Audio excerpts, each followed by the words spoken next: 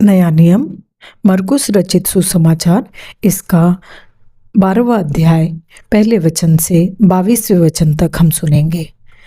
फिर वह दृष्टांत में उनसे बातें करने लगा कि किसी मनुष्य ने दाख की बारी लगाई और उसके चारों ओर बाड़ा बांधा और रस का कुंड खोदा और गुम्मट बनाया और किसानों को उसका ठेका देकर परदेश चला गया। फिर फल के मौसम में उसने किसानों के पास एक दास को भेजा कि किसान से दाख की बारी के फलों का भाग ले, पर उन्होंने उसे पकड़कर पीटा और छूछे हाथ लौटा दिया।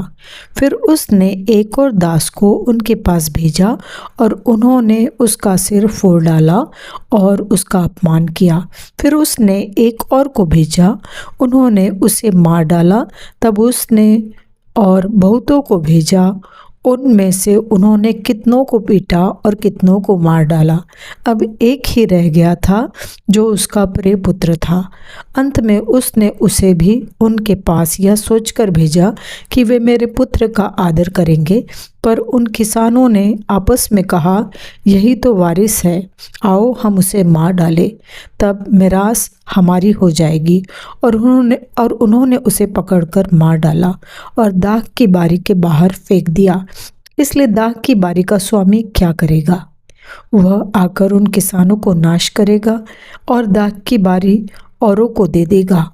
क्या तुमने पवित्र शास्त्र में यह वचन नहीं पढ़ा कि जिस पत्थर को राजमिस्त्रियों ने निकम्मा ठहराया था, वही कोने का सिरा हो गया। यह प्रभु की ओर से हुआ और हमारी दृष्टि में अद्भुत है। तब उन्होंने उसे पकड़ना चाहा, क्योंकि समझ गए थे कि उसने हमारे विरोध में यह दृष्टांत कहा है। पर वे लोगों से डरे और उसे छोड़कर चले गए। तब उन्होंने उसे बातों में फंसाने के लिए एक फरीसियों और हेरोदियों को उसके पास भेजा और उन्होंने आकर उससे कहा, हे गुरु, हम जानते हैं कि तू सच्चा है और किसी की परवाह नहीं करता, क्योंकि तू मनुष्यों का मुंह देखकर बातें नहीं करता, परंतु परमेश्वर का मार्ग सच्चाई से बताता है। तो क्या कैसर को कर देना उचित है कि नहीं, हम दे या न दे? उसने उनका कपट जानकर उनसे कहा, मुझे क्यों परखते हो? 1 दिनार मेरे पास लाओ कि मैं देखूं। वे ले आए और उसने उनसे कहा, यह मूर्ति और नाम किसका है? उन्होंने कहा, कैसर का। यीशु ने उनसे कहा, जो कैसर का है वह कैसर को, और जो परमेश्वर का है परमेश्वर को दो।